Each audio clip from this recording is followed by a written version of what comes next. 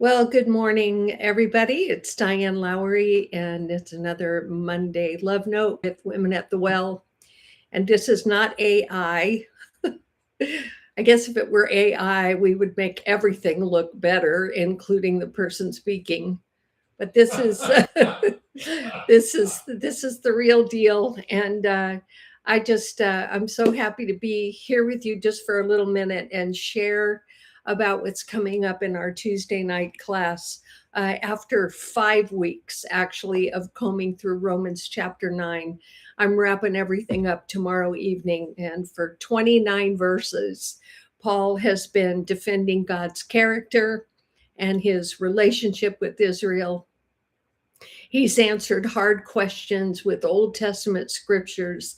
And I would imagine if I had been the questioning Messianic Jew, I would have sat silently in the audience and said to myself, yeah, I think I get that. That makes sense to me.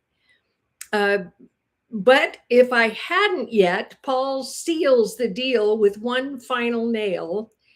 And he says, this is what he concludes the passage with. Behold, I am laying a stone of stumbling and a rock of offense. Very simply, Jesus Christ, Israel's Messiah, became the stone of stumbling. He did not fit into the plan that they wanted or they expected. They wanted a king and they needed a savior. They pursued their self-righteousness as a nation by observing the law or trying to. They failed to keep it miserably, but instead of admitting their inability to do that and turning by faith to God for forgiveness, they stumbled over the stone. Jesus Christ was the offense to them. And for millions of people, he still is. The exclusivity of his claim that he is the way, the truth, and the life, and no one comes to the Father but through him, was just as much of a rock of offense then as it is today.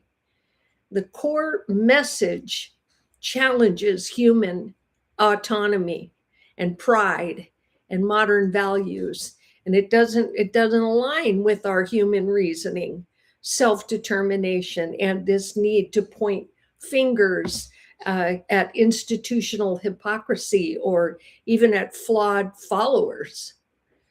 But I'm glad that there is this final verse of chapter 9 of Romans that simply says, and whoever believes in him will not be put to shame. So our beautiful, sovereign, faithful God, for me, Jesus is the cornerstone. And I am praying that you can say the same thing, that he is not an annoyance. He's not an irritability for you in your life. He doesn't keep getting in the way, even though he continues to knock on the door of people's hearts.